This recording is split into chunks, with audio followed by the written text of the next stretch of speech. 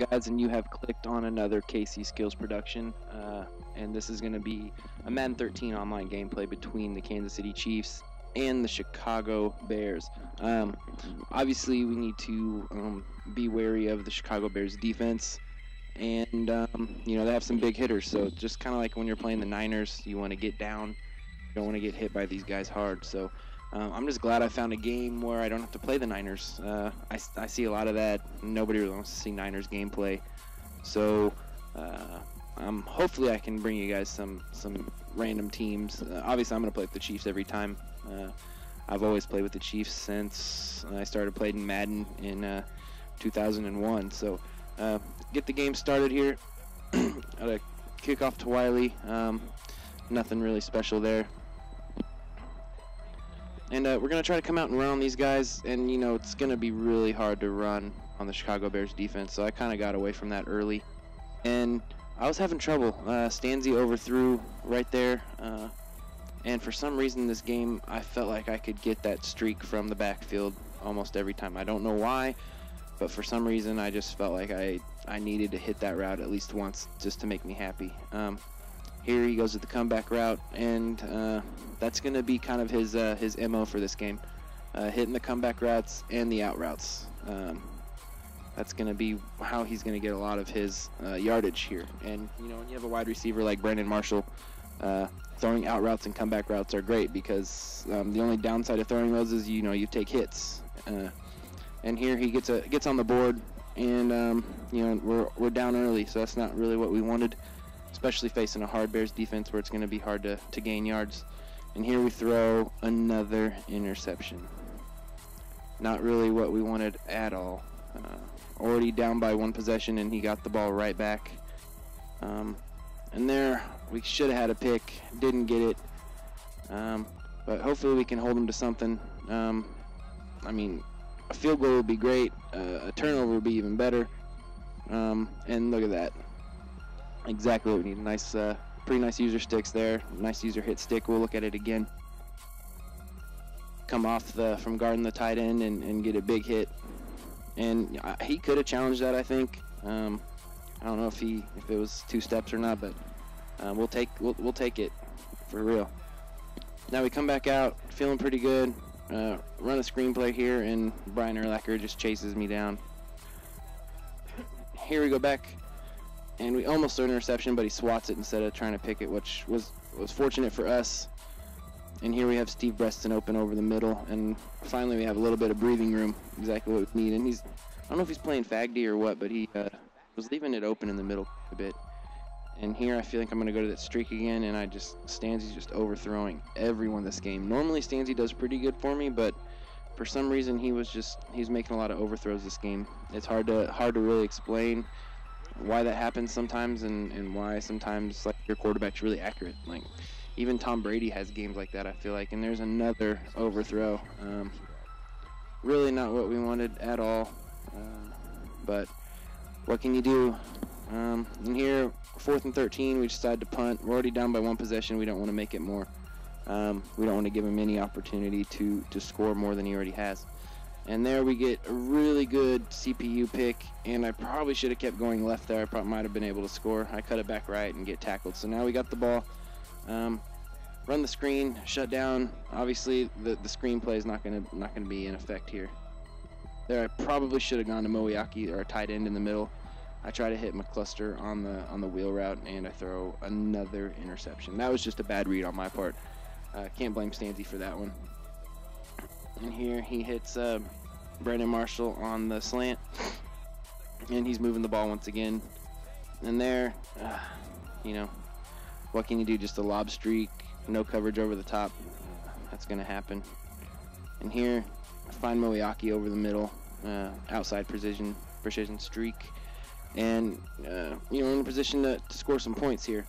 Nothing open, just run outside the pocket, throw the ball away. Sometimes that's what you have to do. And I don't know if anybody's watching this. Oh, McCluster, come on. That doesn't play Madden or doesn't know all the controls per se. To throw the ball away, it's your R3 or your right stick. Just push it in. Here on 4th down, we go to Charles, get a first down. We're in field goal range, and At the quarter, I took out Stanzi, put in Castle. I just need more accuracy, which, I mean, Castle's not much of an upgrade, but I just had to get somebody else out there, and we'll see what happens. Here we go, play action, and just a bad read on my part. Nobody was really open. 4th and inches, QB sneak. We get it, and we're in business. We need to score a touchdown here, or some form of points, just to get on the board. And we hit Bo on the outside slant, and we score a touchdown.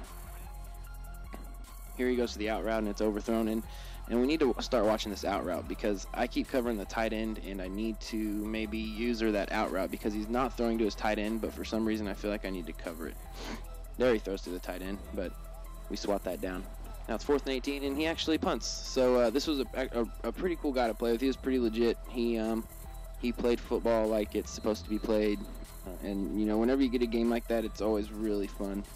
And here we throw that deep streak again, and we don't get it. I really want to hit that streak to my running back for some reason. There we get a really good gain on the counter, and we're at midfield. We try the counter on the other side, get tripped up, and only get a couple yards.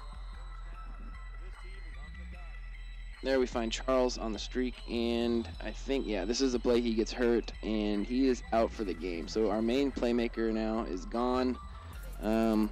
We have a different quarterback than we're used to, a different running back, and we're down by a possession. So it's not looking too pretty on our side. We really need to get something going. Cyrus Gray is who I have as the second string, and he's not terrible.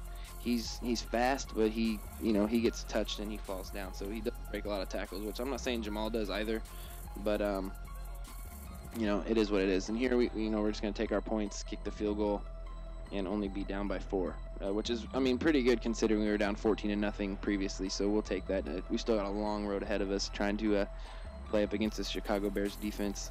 And if we got Devin Hester breaking tackles like that and running kickoffs back, we're not gonna get. We got a long road ahead of us. That's certainly not what we needed. Now we're up, down by 11, and we got to get something going. Here we find McCluster over the middle. See him covering up the ball. Do not want to get hit by any of those big safeties. Here we take a sack. There were some people open. I just couldn't pull the trigger. Here I go to that streak again to Gray this time, and luckily he drops an interception. So. With the time winding down, I really just wanted to get into field goal range, and I was running the same play each time just because it's kind of my big play. And there, Gray's open, and this is where I really, really wanted to hit him because he's open if I position that outside, but I just keep taking the sack, and it's driving me crazy. Here I tried again, take another sack, and 4th and 26, he calls a timeout, and we're going to punt it. We don't want to go down any more than we already are, so kind of scary kicking it to Hester, but the way that I kick my punts, there's usually not much of a return unless it's just a bad punt. Here we go, play action, and a drop pass. That could have been a pick, but I don't think we were really in quite position to make it. And here he's going to go deep, and I think, yeah, we swat that down. Now we got 3rd and 10, 20 seconds left. I think we're going to start using our timeouts here. See if we can't get on the board before half. So 18 seconds, he punts it, and we're going to have the ball on about the 30, 35-yard line. No, 42. Wow, that went out a lot farther than I thought. So here we try to hit McCluster on the streak. We don't get anything. We got 11 seconds. We really at least just want to get into field goal range. We find Bo on the outside, and we just get out of bounds. We know we're in field goal range. 5 seconds.